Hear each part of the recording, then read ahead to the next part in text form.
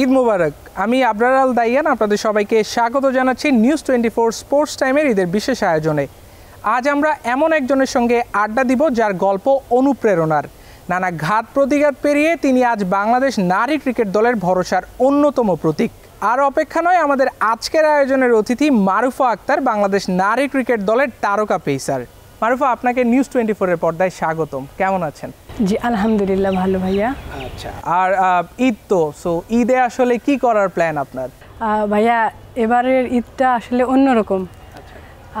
এবারের ঈদটা হচ্ছে বাসায় কাটানো হবে না, যেহেতু আমাদের খেলা আছে। ঈদের পরে আমাদের যাইতে হবে পাকিস্তানে। আমরা যদি আসলে একটু শৈশবের দিকে যাই, ছোটবেলায় নিশ্চয়ই পরিবারের সঙ্গে ঈদ কাটিয়েছেন, সেখানের মজার কোনো স্মৃতি আছে কিনা? ছোটোবেলায় তো ভাই আনন্দের একটা জীবন, তো যেভাবেই থাকি না কেন অনেক মজা করছিলাম, ফাজলামি করছিলাম এবং ঈদেও অনেক আনন্দ করছিলাম। আচ্ছা, আর এইবারের ঈদ এটাই কি আসলে আপনার প্রথম পরিবার ছাড়া ঈদ? হ্যাঁ, এটাই। আচ্ছা, এবারে ঈদে আপনার প্রথম পরিবার ছাড়া ঈদ। মারফা, যদি একটু বলতেন ছোটবেলায় ঈদের দিনের কোনো মজার ঘটনা আছে কিনা? ভাইয়া, মজার তো ঘটনা অনেক, যেমন ভাইয়াদের সাথে আপুদের সাথে এরকম একটু খুনসুটি হয়ে থাকে বা অনেক ফানি জিনিস হয়ে থাকে। এইবারের ঈদের জন্য কি শপিং করা হয়েছে আপনার? ভাই, শপিং মোটামুটি সবসময় করা হয়, তো ঈদের জন্যও হয়েছে। শৈশব থেকে এই জায়গায় আসা আপনার গল্পটা কিন্তু অনেকটা ইন্টারেস্টিং। আমরা যদি বলি আরও পার্টিকুলারলি ইন্টারেস্টিং একটা স্টোরি। আপনি আসলে ফসলের মাঠ থেকে উঠে এসেছেন, একদম রোড লেভেল থেকে উঠে এসে আজকে আসলে আপনি বাংলাদেশ ক্রিকেট দলের তারকা পেসার। আপনাকে দেখে আসলে অনেকে বাংলাদেশ ক্রিকেটে আসতে চাচ্ছে। সো আপনার এই যে জার্নিটা যদি আমাদের সঙ্গে একটু শেয়ার করতেন। আসলে ভাইয়া, কষ্টের ফল যে ভালো হয় এটা আর কি হয়তো বা আমাকে দিয়ে এটা তার প্রমাণ। দেখেন, আমি যদি ছোটোবেলা থেকে কষ্ট না করতাম, আজকে বাংলাদেশের পেস বলার হইতে পারতাম না, একটা ভালো বলার হইতে পারতাম না। এখন কিন্তু মনে করেন যে বাংলাদেশে পেস বলার আমি ছাড়া ওইরকম ভালো আছে, বাট আমি মনে করি যে বেস্ট। আপনার একটা ছবি ভাইরাল হয়েছিল, আপনি ফসলের মাঠে, আপনার বাবা খুব সম্ভবত মই দিচ্ছিলেন, আপনি পেছনে বসে আছেন, আর সেই জায়গা থেকে আসলে আজকে মিরপুর দাপিয়ে বেড়াচ্ছেন।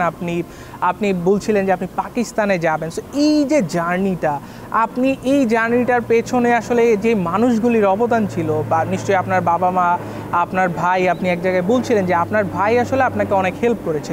সো এই যে আপনার ক্রিকেটার হওয়ার পেছনে আসলে কোন কোন মানুষগুলির অবদান ছিল, আর তারা আসলে কীভাবে আপনাকে সহায়তা করেছে এই জায়গাটায় আসার জন্য? দেখেন, ছোটোবেলায় তো পরিবার ছাড়া আর কাউকে ওরকম পাশে পাই নাই। তো আমার পাশে আমার বড় ভাই ছিল, এবং আমার ওইখানে একটা আঙ্কেলও ছিল, সে আমাকে একটা একাডেমিতে নিয়ে গেছিলো। তারপর তো ধীরে ধীরে যখন সামনে আসি, তখন Pilu sir, Dolly madam, Fatema madam এবং রুহুল স্যার, আরও অনেক কোচ আর কি আমাকে অনেক খেলার দিক দিয়ে অনেক লিগে সুযোগ করে দিয়েছেন। এবং সেখান থেকেই ধীরে ধীরে যখন ভালো একটা পারফরমেন্স করতেছি, তখন মনে করেন যে এখন আলহামদুলিল্লাহ একটা ভালো জায়গায় আসছি জাতীয় টিমে। আচ্ছা, আপনি আসলে পার্টিকুলারলি একজন মানুষের কথা বলেছিলেন যে আপনার ভাই আসলে আপনাদেরকে পাড়ার ক্রিকেটে, যেখানে ছেলেরা ক্রিকেট খেলতো, সেই জায়গায় নিয়ে যেত। সো সেই সময়ের গল্প কি আসলে কোনো কিছু মনে পড়ে যে আমাদের সঙ্গে শেয়ার করা যায়?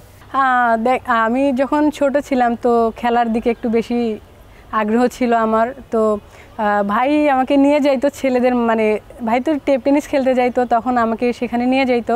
তো ওইখানে তো অনেকেই আমাকে তাদের মাঝখানে নিবে না। তো আমার ভাই যখন দেখে আমার আরেক ভাই আছে, হাবিব ভাই, তো ওর থেকে যখন ভালো খেলি, তখন আমার হাবিব ভাইকে বাদ দিয়ে তখন আমাকে নেওয়া শুরু করে। একটা বিশেষ মুহূর্ত আপনাকে মনে করিয়ে দিতে চাই। 2023 সালে ক্রিকইনফোর ওয়ানডের সেরা বোলিং ফিগারটা আপনার। ক্রিকইনফো আসলে আপনাকে স্বীকৃতি দিয়েছিল, আমি যদি ভুল না করি 4 উইকেটে আপনি 29 রান খরচ করেছিলেন, তাও সেটা আসলে মহাপরিক্রমশালী ভারতের বিপক্ষে। সো সেই দিনের জার্নিটা, সেই ম্যাচটা আসলে আপনারা জিতেও ছিলেন ভারতের বিপক্ষে এই মিরপুরে। সো সেই দিনের ঘটনা যদি আমাদের সঙ্গে একটু শেয়ার করতেন, যে ম্যাচে আসলে আপনাদের সেই দিন আসলে পুঁজিও অনেক কম ছিল, আমি যদি ভুল না করি। এত কম রানে আসলে ভারতের মতো দলকে কিভাবে আটকাবেন, আপনার স্ট্র্যাটেজি কেমন ছিল, যে কিভাবে বল করে কিভাবে তাদেরকে আসলে অল্প রানের মধ্যে অল আউট করা যায়? আর একটা জিনিস হচ্ছে যে ম্যাচ শুরুর আগে কি পরিকল্পনা ছিল যে আজকে আসলে এত উইকেট শিকার করব?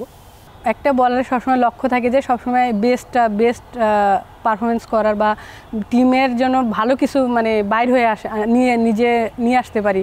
তো মনে করেন মাঠের ভিতর টিম স্পিরিটটা খুব ইম্পর্টেন্ট, এবং হচ্ছে মাঠে যখন আমি যখন বোলিং করি তো জ্যোতি আপু আমারে বলে যে তুই বিশ্বাস রাখ, তুই কিন্তু একটা ভালো বলার। তো আমি যে বোলিং করি তো আমার তখন ওইরকম কোনো কিছু ভয় কাজ করে না যে ও একজন ব্যাটসম্যান, ও ব্যাটিং করতে আসছে, আমিও তো একজন বলার। তো ওইরকম টার্গেট নিয়ে যখন বোলিং করি তো তখন মনে হয় না যে ও আহামরি বড় ব্যাটসম্যান।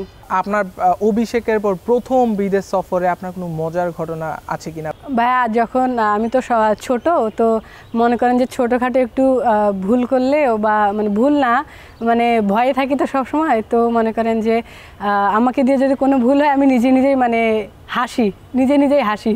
তো ভাবি যে না আমি কি ভুল করলাম, মানে এরকম একটা নিজেরই ফিল হয় আর কি। বিদেশে কি আপনার কোনো বন্ধু আছে যে অন্যান্য দেশের ক্রিকেট থেকে কি আপনার কোনো বন্ধু আছে যার সঙ্গে কথা হয় বা দেখলে আসলে টিপস নেওয়া হয়? হ্যাঁ, স্মৃতি মান্দানা। মারুফার ফেভারিট ক্রিকেটার কে? আমার favourite cricketer Marufa Akter. Marufa Akter, nice. Marufa আক্তারকে যদি আমি আসলে প্রশ্ন করি 5 বছর পর আসলে মারুফা নিজেকে কোথায় দেখতে চায়?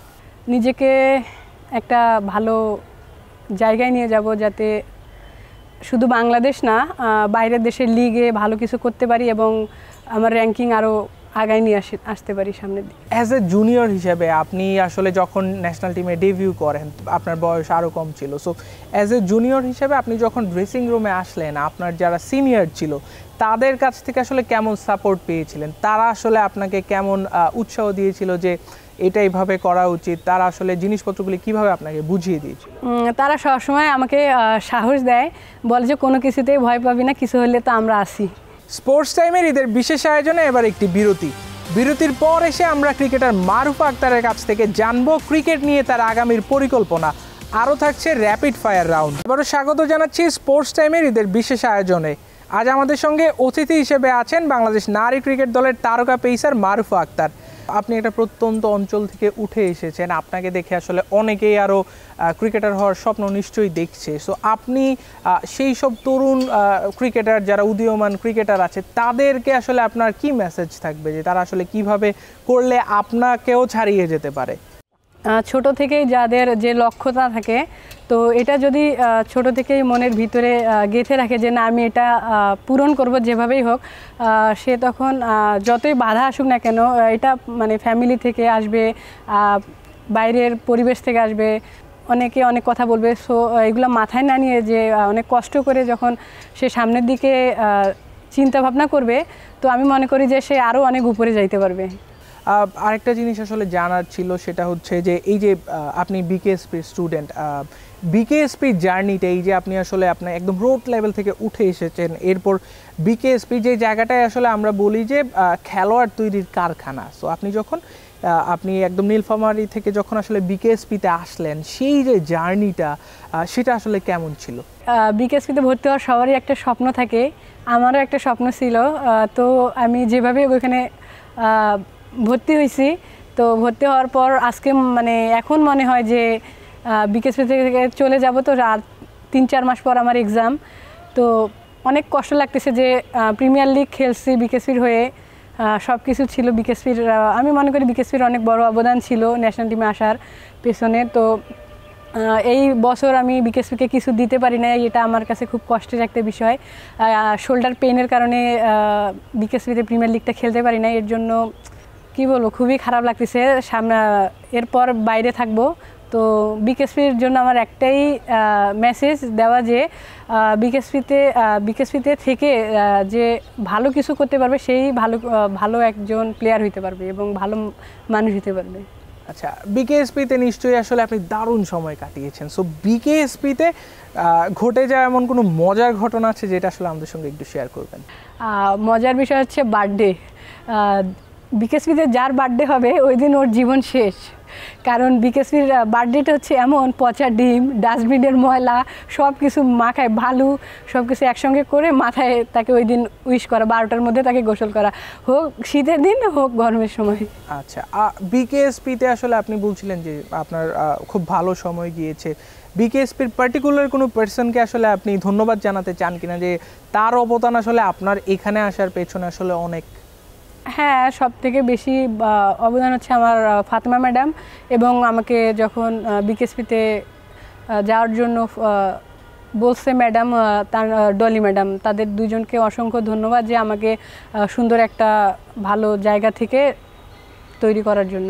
আচ্ছা, মারুফা আক্তার আসলে যেই কোচের অধীনে প্রথমবার শুরু করেছিলেন ক্রিকেটটা, সেই কোচকে নিয়ে যদি আসলে একটু বিশেষ করে বলতেন। সৈয়দপুরে যখন আমার প্র্যাকটিস করতাম, তার নাম হচ্ছে ইমরান। তো ইমরান ভাইয়ের কাছে প্র্যাকটিস যখন করতাম, বলিং করতাম, সে আমাকে বলতো তোর বলিং তো ছেলেদের থেকেও অনেক জোরে বল হয়, এবং যখন ফিল্ডিং করতাম, ক্যাচ যখন ধরতাম একবারে অনেক দূর থেকে অনেক দূর অনেক হাই ক্যাচ দিত। তো সেই ক্যাচগুলো যখন আমি সুন্দরভাবে রিসিভ করতাম বা ধরতাম, তো তখন আমাকে বলতো যে তুই একদিন বাংলাদেশ টিমের সেরা একজন খেলোয়াড় হবি, তুই আমার কথাটা মিলাই নিস, হয়তো আমি বেশি দিন থাকবো না কিন্তু তুই দেখিস। আপনি আসলে আপনার কোচ যে কথাটা বলছিলেন সেটার প্রতিফলন আসলে আমরা দেখতে পাচ্ছি মাঠে। আপনি অসাধারণ একজন ফিল্ডার, সেই সঙ্গে বোলিং নিয়ে আসলে আপনাকে বিশেষ কিছু বলার নেই। আরেকটা বিশেষ প্রশ্ন, সেটা হচ্ছে যে এই যে যখন আসলে বিভিন্ন সিরিজের পর আপনার অসাধারণ পারফরমেন্স থাকে, এরপর যখন আসলে গ্রামের বাড়িতে যান, তখন আসলে মানুষজনের কাছ থেকে আসলে কেমন সাড়া পান? মানুষজন আসলে আপনাকে কিভাবে আসলে আপনার কাছে আসে, আপনার কাছ থেকে কি কেমন ধরনের গেস্টার আসলে আপনাকে দেয়? আমি বাসায় গেলে এমন হয় ভাই, আমি রেস্ট পাই না ঠিক মতন, মানে এতজন মানে আমাকে দেখতে আসে, মনে হয় আমি কোনে আমাকে দেখতে আসে, এরকম অবস্থা। সো আপনি আপনার এলাকার মানুষজনের চ্যালেঞ্জের কথা বলছিলেন, যে সেই মানুষগুলি থেকে আসলে অনেক নেগেটিভিটিও আপনাকে সহ্য করতে হয়েছে, তারপরও আসলে আপনি এই জায়গাটায় এসেছেন। আপনার যারা সতীর্থ আছে তারাও আসলে আপনাকে একটা লম্বা সময় ধরে আপনি ন্যাশনাল টিমে খেলছেন, তারাও আসলে আপনাকে নানাভাবে সহায়তা করছে। সো ফিউচারে যারা আসবে তাদের প্রতি আসলে আপনার মেসেজ ছিল। সো আপনাকে একটা প্রশ্ন, সেটা হচ্ছে যে ক্যারিয়ারের শেষে মারুফা আক্তারের নামের পাশে কয় উইকেট দেখলে মারুফা আক্তার খুশি হবে? ভাই এটা সিক্রেট। আপনাকে ফলো করে যখন একজন ক্রিকেটার উপরের দিকে ওঠার চেষ্টা করবে বা আপনার রাস্তা ধরে আসলে আসার চেষ্টা করবে, সেই ক্রিকেটারকে আপনি কি টিপস দিবেন, যে এই যে মানুষজন যে পেছনের দিকে আসলে অনেক কথা বলবে সেগুলি কিভাবে অ্যাভয়েড করবে? আসলে ভাই মেন্টালি স্ট্রং থাকতে হবে, এবং তখন হয়তোবা আপনাকে অনেকে অনেক কথা বলবে, যখন আপনি সাকসেসটা নিয়ে আসবেন তখন দেখবেন তারাই আপনাকে আইসা মানে উৎসাহ করতেছে। মারুফা আক্তার, এইবার আসলে আপনাকে একটু ক্রিকেটের বাইরে প্রশ্ন করতে চাই। ক্রিকেটের বাইরে মারুফা আক্তারের প্রিয় খেলা কোনটা? ফুটবল। ফুটবল। ফুটবল কি কখনো আসলে খেলেছিলেন? এরকম কোনো মজার ঘটনা যে ফুটবল খেলতে গিয়ে এরকম হয়েছে? হ্যাঁ, আমি খেলা শুরু করি ফুটবল দিয়ে যখন ছোট ছিলাম। ছোট থেকে ক্লাস 5-6 পর্যন্ত ফুটবলই খেলে গেছি, স্কুল লিগ খেলে গেছি আর কি। দর্শক, এবার আমাদের র্যাপিড ফায়ার রাউন্ড। এইবার আমরা মারুফা আক্তারের কাছে বিশেষ কিছু প্রশ্ন রাখবো, যেগুলির উত্তর তিনি এক কথায় আমাদেরকে দিবেন। মারুফা, আপনার কাছে আসলে আমরা র্যাপিড ফায়ার রাউন্ডে আসছি। মারুফা আক্তারের প্রিয় টিমমেটকে? সোহানা আপু। ওকে। মারুফা আক্তারের বোলিংয়ের শক্তির দিক কোনটা? Pace and inswing. Okay, great. সুযোগ পেলে আসলে মেয়েদের ক্রিকেটে একটা জিনিস বদলাতে চান, এবং সেটা কি? মেয়েদের ক্রিকেটে হচ্ছে বাংলাদেশ টিমে যেন অনেক অনেক গেম খেলানো হয়। মারুফা আক্তারের চোখে বাংলাদেশ নারী ক্রিকেট দলের এই মুহূর্তে সেরা পেসার কে? মারুফা আক্তার। মারুফা আক্তার, গ্রেট। মারুফা আক্তারের প্রিয় প্রতিপক্ষ কে? ইন্ডিয়া। ইন্ডিয়া, ওকে। মারুফা আক্তার যদি আসলে ক্রিকেটার না হতেন তাহলে আসলে মারুফা আক্তার কি হতেন? হাউসওয়াইফ। হাউসওয়াইফ, ওকে। মারুফা আক্তার, আপনাকে ধন্যবাদ নিউজ 24-কে সময় দেওয়ার জন্য। দর্শক, এই ছিল আমাদের ঈদের বিশেষ আয়োজন। আপনাদের সবাইকে অসংখ্য ধন্যবাদ আমাদের সাথে থাকার জন্য।